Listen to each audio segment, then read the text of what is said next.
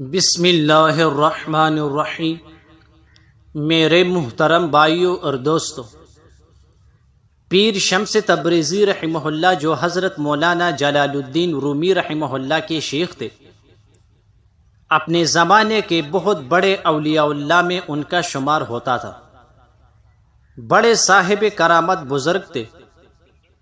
ان کی ایک کرامت یہ بھی لکھی ہے کہ کبھی مچھلی پکڑتے اور سورج کے قریب اپنا ہاتھ لے جاتے اور وہ مچھلی سورج کی تپش سے بنی جاتی اور اس کو کھا لیا کرتے۔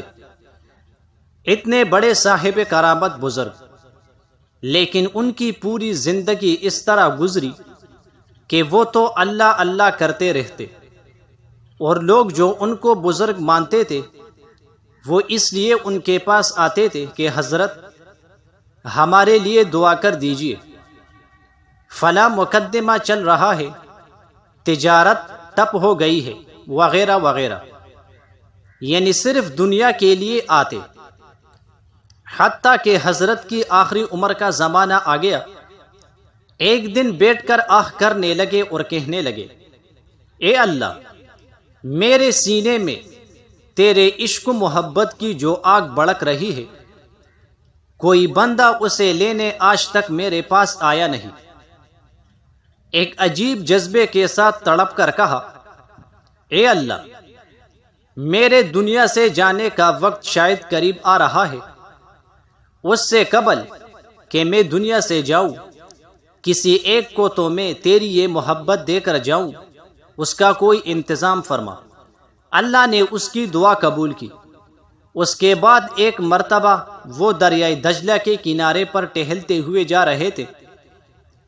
اللہ کے ذکر میں زبان لبریز تھی۔ چلتے چلتے جب دوسرے کنارے پر پہنچے تو دیکھا کہ مولانا روم ٹہلنے کے لیے آئے ہوئے ہیں۔ ادھر انہوں نے ان کو دیکھا اور ادھر ان کو انہوں نے دیکھا۔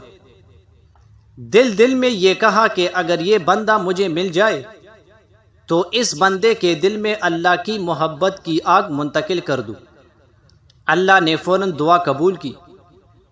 وہیں سے مولانا روم کے دل میں یہ بات آ گئی کہ ایک اللہ کا ولی یہاں آیا ہوا ہے، اس کی خدمت میں جا کر کچھ فیض حاصل کرنا چاہیے۔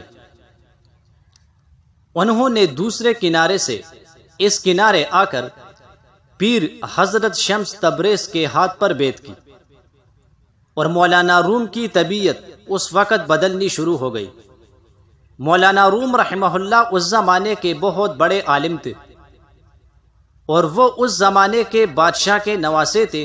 مولانا روم خوارزم مملکت کے بادشاہ کے نواسے ہوتے ہیں۔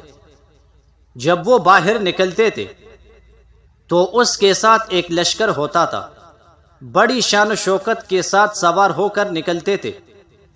بڑے بڑے علماء ان کی رکاب پکڑ کر چلتے تھے، اور اس زمانے میں انہوں نے اپنے علم کا لوہا منوا لیا۔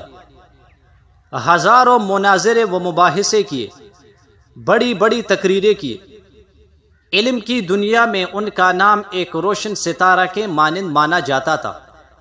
لیکن مولانا روم رحمہ اللہ کہتے ہیں، جب تک پیر شمس تبریز رحمہ اللہ کے ہاتھ پر میں نے بیعت نہیں کی اور جب تک ان کی جوتیاں سیدھی نہیں کی، مجھے علم کا چسکا بھی معلوم نہیں ہوا۔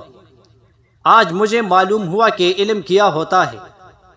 نماز، روزہ اور دیگر عبادات میں وہ لذت نہیں ملتی تھی جو ان چیزوں سے حاصل ہوتی ہے۔ مولانا روم رحمہ اللہ نے مثنوی شریف لکھی۔ ان کی کوئی کتاب مثنوی کے علاوہ دنیا میں مشہور نہیں ہے۔ ان کی اور بھی بہت ساری کتابیں ہیں، مگر اللہ نے مثنوی کو جو مقام دیا وہ کسی اور کتاب کو نہیں دیا۔ حتیٰ کہ بعض علماء کہتے ہیں کہ یوں سمجھو کہ یہ مثنوی در حقیقت فارسی کا قرآن ہے۔